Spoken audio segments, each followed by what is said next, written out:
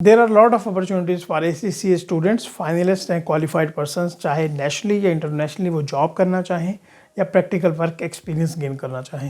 خاص طور پہ ہم آڈٹ فرمز کے پرسپیکٹیو سے بات کریں گے کہ جتنے میرے سرکل میں ACCA کوالیفائڈ پرسنس پاکستان سے باہر اپنی کافی ٹائم سے سروسز پرووائڈ کر رہے ہیں، میں نے ان سے کانٹیکٹ کیا اور میں نے ان سے ریکویسٹ کی کہ آپ مجھے گائیڈ کریں کہ آپ ایک کینڈیڈیٹ میں کیا سیکھ کر رہے ہوتے ہیں کہ جو آپ کی آرگنائزیشن میں اپلائی کرے گا اور اس کو اپرچونیٹی ملے گی۔ تو اس لحاظ سے آپ کو گائیڈ کرنا ہے اینڈ یہ بھی دیکھنا ہے کہ نیشنلی اینڈ انٹرنیشنلی آپ کے لیے بینیفیشیل کیا ہے جاب کرنا یا پریکٹیکل ورک ایکسپیرینس گین کرنا۔ تو پہلے تو میں آپ کو یہ کلیئرلی بتا دینا چاہتا ہوں کہ اگر نیشنلی ہم دیکھیں تو اکنامک کرائسس اس طرح سے ہے کہ بندے کا سروائیو کرنا بہت زیادہ مشکل ہے۔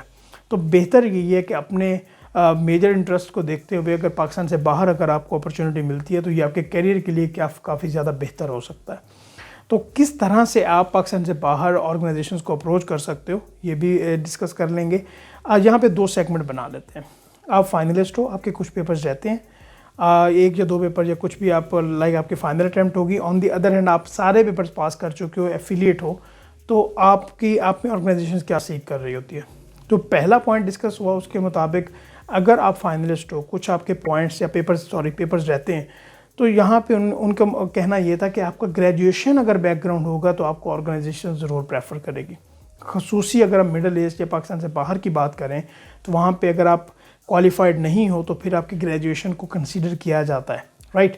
تو اگر ACCA کے کچھ پیپرز آپ نے پاس کر لیے ہیں تو بعد میں آپ کو آکسفورڈ بروکس یونیورسٹی آپ کو گریجویشن کی ڈگری دیتی ہے، تو اگر آپ وہ لے لو تو آپ کے پاس برائٹ چانسز ہیں کہ آپ پاکستان میں اور پاکستان سے باہر بھی اپنی جاب یا ٹریننگ سٹارٹ کر سکتے ہو، رائٹ۔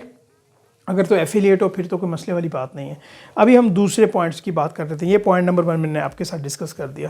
پوائنٹ نمبر 2 یہ ہوتا ہے کہ اگر آپ کے پاس کوئی پرائر ایکسپیرینس ہے، کیونکہ نیشنل لیول پہ کافی ایسے لوگ ہوتے ہیں جو کہ آڈٹ فرمز کا یا آرگنائزیشنز کا ایکسپیرینس گین کر کے جا رہے ہوتے ہیں۔ اگر ان کے پاس آڈٹ فرمز کے اعتبار سے بگ 4 کا یا ادر دین بگ 4 بھی آڈٹ ڈپارٹمنٹ یا ایڈوائزری کا ایکسپیرینس ہو تو وہ کافی زیادہ رول پلے کرتا ہے اور آپ کو اپرچونیٹیز مل جاتی ہیں۔ اور یہاں پہ یہ بھی رول پلے کرتا ہے کہ آپ کا کوئی کنیکشن ملتا ہے جو کہ یہیں سے آپ پہلے اپنے بارے میں ایک کنیکشن بلڈ اپ کر لیں کہ آپ کو آرگنائزیشن آسانی سے مل سکے۔ اس کے بارے میں بھی بات کر لیں گے۔ پہلے یہ ایکسپیرینس کی بات ہوگی کہ اگر آپ کے پاس ایکسپیرینس ہوگا پرائر تو وہ آپ کو کافی زیادہ سپورٹ کرے گا۔ نمبر 3 CV کے اعتبار سے بھی ہے اور کچھ سکلز کے اعتبار سے بھی ہے کہ CV میں بھرمار کی ہوتی ہے کہ بھئی مجھے یہ بھی آتا ہے، یہ بھی آتا ہے۔ سافٹ ویئرس کی بات ہوتی ہے کہ مجھے MS آفس پہ میں ہینڈز آن پریکٹس ہے جی، میں بہت اچھا کام کر لیتا ہوں، ایکسل، پاور پوائنٹ، ورڈ مجھے بہت اچھا آتا ہے، ڈرافٹنگ سکلز میری بہت اچھی ہیں، کچھ سافٹ ویئر کا بھی لکھا ہوتا ہے۔ تو اس کے ریلیونٹ پریفرنس کا پوائنٹ آف ویو ہے کہ فار ایگزامپل ایکسل کی اگر ہم خاص طور پہ بات کریں تو لکھا ہوا ہوتا ہے بٹ اس طرح سے ورکنگز نہیں آتی۔ تو انہوں نے مجھے کلیئرلی بتایا کہ اکثر یہ ہوتا ہے کہ اگر آپ کا آن لائن انٹرویو ہو رہا ہو تو آپ اسکرین شیئر کے تھرو آپ سے کوئی نہ کوئی ورکنگ وہ کروا لیتے ہیں، یا اگر آپ ان پرسن بھی بیٹھے ہو تو آپ سے وہ کوئی نہ کوئی ورکنگ کروا سکتے ہیں۔ یہ پوائنٹ ہو گیا کہ آپ کو اگر آپ نے اسکلز مینشن کی ہیں تو آپ کو ان کے اوپر کام آنا چاہیے۔ آن دی ادر ہینڈ آپ کو فائنینشیل اسٹیٹمنٹس کس طرح سے بنانا ہوتی ہیں، فور کاسٹنگ کس طرح سے کرنا ہوتی ہے، تو ان کے اوپر بھی کام آنا چاہیے۔ تو یہ ایک اسکل کا والا پورشن آتا ہے۔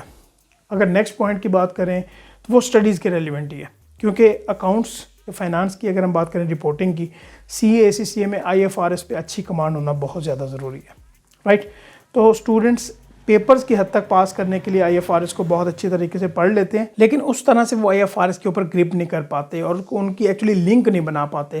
اور خاص طور پہ جو انڈسٹری میں فریش IFRS کی امپلیمنٹیشن چل رہی ہوتی ہے ان کی تو آپ کو بہت اچھے طریقے سے ناؤ ہاؤ ہونی چاہیے، کیونکہ وہ امپلیمنٹ ہو رہے ہوتے ہیں اور کلائنٹس کی زیادہ ریکوائرمنٹ بھی ہوتی ہے کہ آڈٹ فرم سے، کنسلٹنسی کے فرمز کے آپ ہی ہمیں یہ امپلیمنٹ کر کے دیں۔ تو آپ کی اگر ان کے اوپر پریکٹس ہوگی، اس کے ریلیونٹ آپ سے کوسچن ہو جائے تو وہ آپ کو آنا چاہیے۔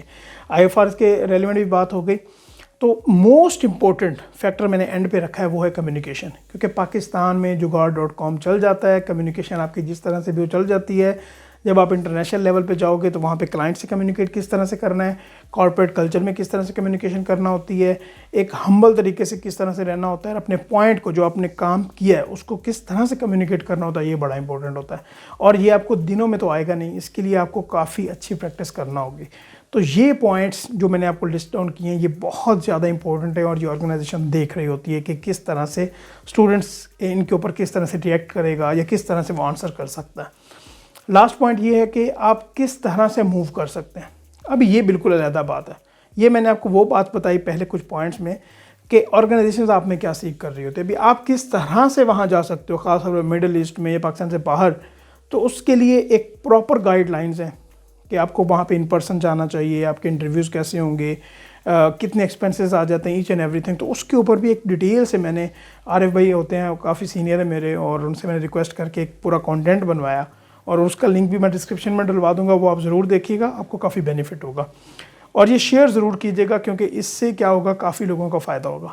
ٹھیک ہے, انشاءاللہ ہم نیکسٹ ویڈیو میں بات کرتے رہیں گے. اپنا خیال رکھیے گا. السلام علیکم.